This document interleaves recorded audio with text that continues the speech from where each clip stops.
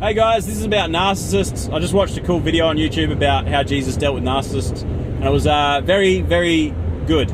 So we don't need to go, we're Christians, right? We're supposed to be meek, humble, loving, gentle, pray for our enemies, turn the other cheek, all that kind of stuff. And that is what we need to be. 99% of the time, that's how Jesus acted to other people. However, there was 1 out of 100 people that Jesus met that he would be brutal with. These people are the narcissists. Not everybody that you don't get along with is a narcissist. We need to make room for one another's faults, be loving, kind, gentle, forgiving, always forgiving. But there comes a time where loving, meek, and gentle does not get the job done, as Jesus showed us when he ripped the tables up and flipped and was chasing people with a whip. There is times when you need to say, hey, you're a whitewashed tomb, you strain in a gnat and swallow a camel, you put all these burdens on other people, but you don't want to lift them. Like, he was very, very honest. It was usually Pharisees that he was brutal with. And these are the people that today would be labeled by a psychologist as a narcissist. And these people are out there, but they're rare. Me and my wife only have one that we have to deal with, and he is very draining and it's complicated. But long story short, the more breathing space that you give these people, the more they're going to take. The more you forgive them and love them, and you're gonna keep going in that cycle. Yeah, and you actually, what you're doing is you're feeding it.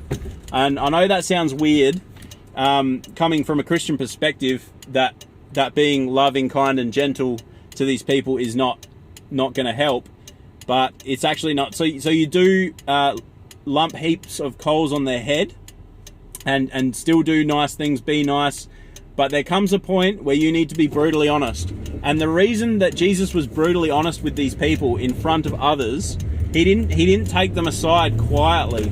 The Bible says if we've got a problem with our brother, we need to take them aside one-on-one and talk to them one-on-one about it, so that you're not making a scene and causing drama. But those people that are always doing drama, always manipulating, always trying to get what they want, massive inflated egos, and the tiniest little thing will just set them off. The way to fight that is to be brutally honest in front of a bunch of people. So make it public. And the reason that works is because narcissists have these massively inflated egos. They think they're better than everybody. And the tiniest little embarrassment, they will lose their minds, because inside it's crazy. It's just all these demons screaming at them. That you're a failure, you're miserable, but then they get all puffed up again when they recover from that, and it's just this cycle, and it's really super toxic. And the way they'll treat people around you is like, it'll just always be causing drama and division. And the Bible says that those people, we need to make sure we keep them out of our churches, for obvious reasons. But when you confront a narcissist, which you do need to do, you can't just keep letting it slide and letting that cycle continue, because it's not good for them. It's not loving to them.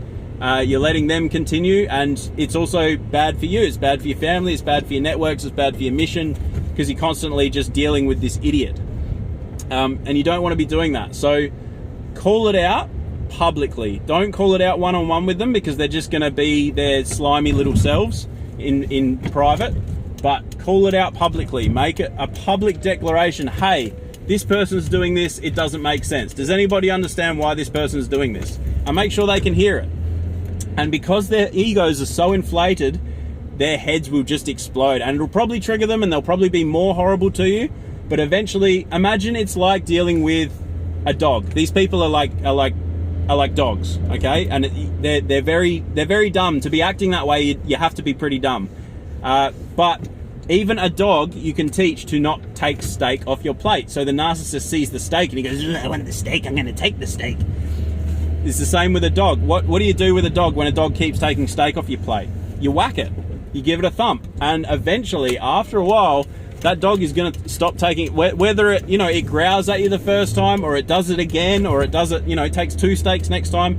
Eventually, if you keep whacking the dog's going to learn to not take the steak. It's the exact same with narcissists. Once you embarrass them publicly once by calling out the behavior very honestly and very brutally, that might be enough, and they'll back off, or they'll double down on their efforts to destroy your life if they're super evil.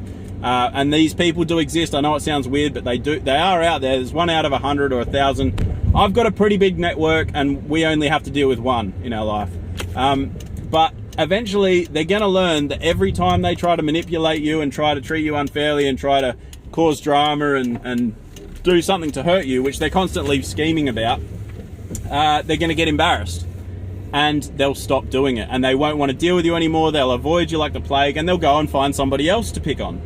That's what these people do, and warn everybody as well. Be like, hey, you know, that person's pretty toxic. Maybe you know, just look after yourself, sort of thing. Because these people really do. They go out and destroy networks, churches, communities, families, everything. Because that's basically the devil's in their head. They got all these demons telling them what to do, and they do his bidding.